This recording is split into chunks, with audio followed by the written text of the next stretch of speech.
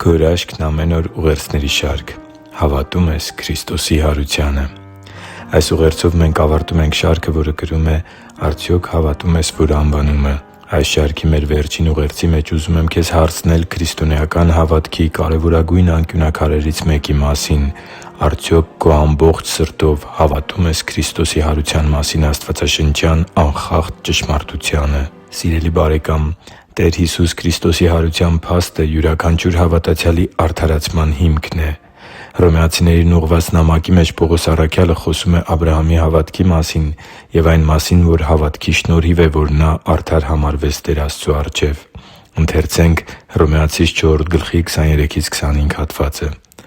«Բայց ոչ միայն նրա համար գրվեց, որ նրան արդարություն է համարվել, այլև մեզ համար, որ մեզ էլ է համարվելու, որ հավատում ենք Նրան, ով մեռելներից հարություն տվեց Տեր Հիսուս Քրիստոսին, որ մատնվեց մեր հանցանքների համար ու հարություն առավ մեզ արդարացնելու համար»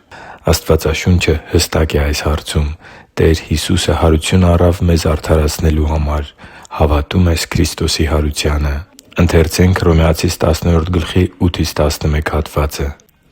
«Իսկ Գիրքն ի՞նչ է ասում. խոսքը մոտ է քեզ, քո բերանում և քո սրտում է, այսինքն՝ հավատի խոսքը, որ մենք քարոզում ենք։ Որովհետև եթե Հիսուսին քո բերանով Տեր դավանես և քո սրտում հավատաս, որ Աստված Նրան մեռելներից հարություն տվեց, կփրկվես, քանի որ սրտով հավատում են արդարանալու համար, և բերանով դավանում են փրկության համար։ Որովհետև Գիրքն ասում է. «Ամեն ոք, ով Նրան հավատա, չի ամաչելու»։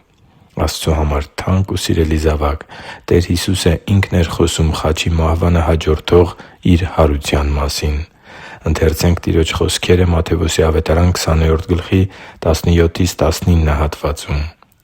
«Երբ Հիսուսը Երուսաղեմ էր բարձրանում, 12 աշակերտներին առանձնացրեց և ճանապարհին նրանց ասաց.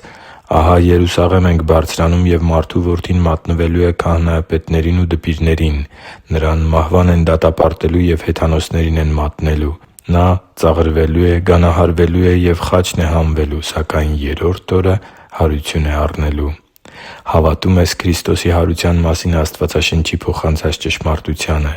Հավատո՞ւմ ես սեփական հարության մասին Տեր Հիսուսի խոսքերին։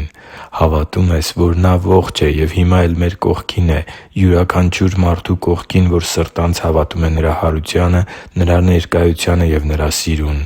Հավատո՞ւմ ես, որ առանց Քրիստոսի հարության փաստի հանդեպ մեր հավատքի մեր քրիստոնեությունն անիմաստ է և ձևական։ Առանց մահվան հանդեպ Քրիստոսի հաղթանակի,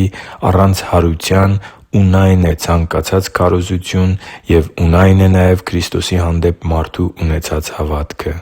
Հարության փաստը խաչի զոհի հետ միասին քրիստոնեական ճշմարիտ հավատքի էությունն է։